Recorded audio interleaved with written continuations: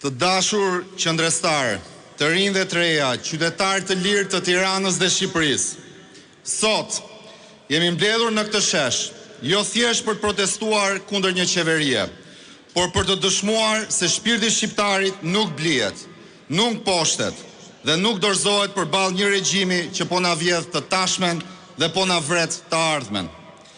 Vetëm dje, në Parlamentin e Shqipërisë, ne ngritëm zërin për një vërtet të hidhur që po rrezikon jetën e qytetarëve tanë çdo ditë. Folëm për fasadat e rrezikshme, për polisterolin që po i kthen pallatet e Tiranës në mina me sahat, duke rrezikuar jetë njerëzish për shkak të babëzisë dhe korrupsionit me lejet e ndërtimit.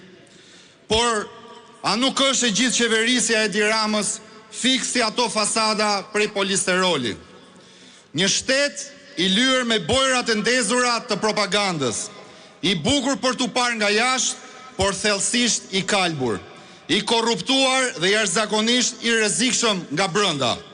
Mjafton një shkëndije vetme e së vërtetës, mjafton pak drejtësie pa kapur, që i gjithë ky pushtet prej fasade të shkrumbohet dhe të bjerë në tokë. Të nderuar miq, ata e kanë kthyer Shqipërinë në një çiflik personal.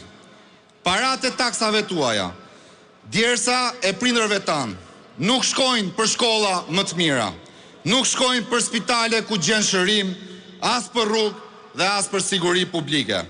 Ato shkojnë drejt dhe në xhepat e një grushi oligarkësh dhe pushtetarësh përmes tenderave sekret dhe koncesioneve fantazm. E çfarë po i ofrojnë rinisë sonë sot? Çfarë po ofrojnë bashkëposatarëve të mi? Vetëm dy rrugë, nënshtrimin ose emigrimin. Shpopullimi i Shqipërisë nuk është një aksident i historisë. Nuk është as edhe një fenomen global, siç duan t'ju ashesin.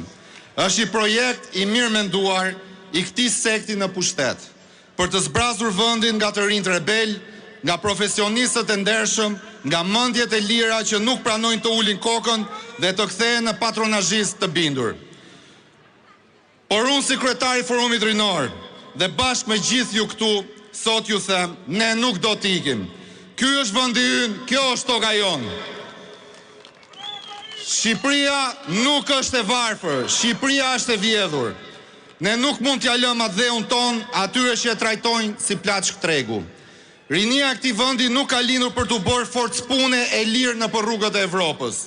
Ne kemi inteligjencën, forcën, arsimimin dhe kurajën për ta bërë Shqipërinë një vend begat të denjë për familjet tona. Por për ta bërë këtë, duhet të shëmbim murin e pandëshkuesmërisë.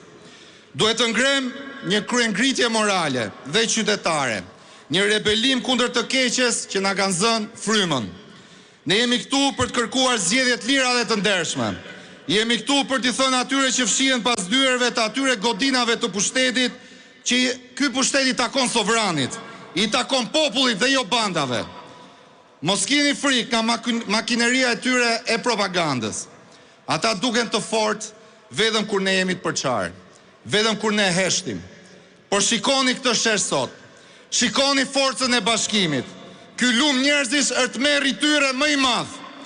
Le të jetë ky 17 prill, dita kur ne i themi mjaft fasadës së kalbur, dita kur i themi mjaft vjedhjes së shpresës, dita kur dëshmojmë se Partia Demokratike dhe opozita shqiptare janë e vetmi alternative vërtet për të rikthyer këtë vend në shinat e Evropës.